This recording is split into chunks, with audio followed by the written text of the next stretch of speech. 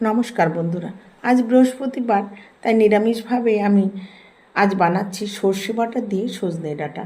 প্রথমে সজনে ডাঁটা ভালো করে কেটে ধুয়ে নিয়েছি। এরপর আমি সর্ষে বেটে নিয়েছি, একটু কাঁচা লঙ্কা আর নুন দিয়ে, আর আদা জিরেও বেটে নিয়েছি।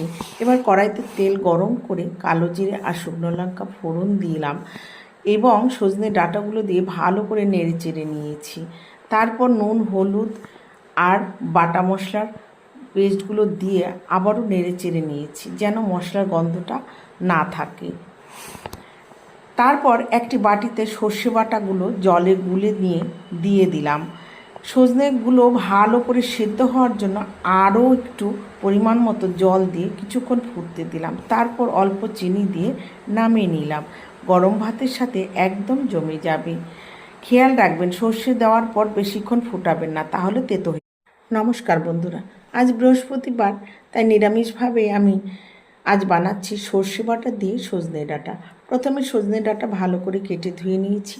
এরপর আমি সর্ষে বেটে নিয়েছি, একটু কাঁচা লঙ্কা আর নুন দিয়ে, আর আদা জিরেও বেটে নিয়েছি। এবার কড়াইতে তেল গরম করে কালো জিরে আর শুকনো লঙ্কা ফোড়ন দিলাম এবং সজনে ডাঁটাগুলো দিয়ে ভালো করে নেড়ে চেড়ে নিয়েছি। তারপর নুন, হলুদ আর বাটা মশলার পেস্টগুলো দিয়ে আবারও নেড়ে চেড়ে নিয়েছি, যেন মশলার গন্ধটা না থাকে। তারপর একটি বাটিতে সর্ষে বাটাগুলো জলে গুলে নিয়ে দিয়ে দিলাম। সজনেগুলো ভালো করে সেদ্ধ হওয়ার জন্য আরও একটু পরিমাণ মতো জল দিয়ে কিছুক্ষণ ফুটতে দিলাম। তারপর অল্প চিনি দিয়ে নামিয়ে নিলাম। গরম ভাতের সাথে একদম জমে যাবে।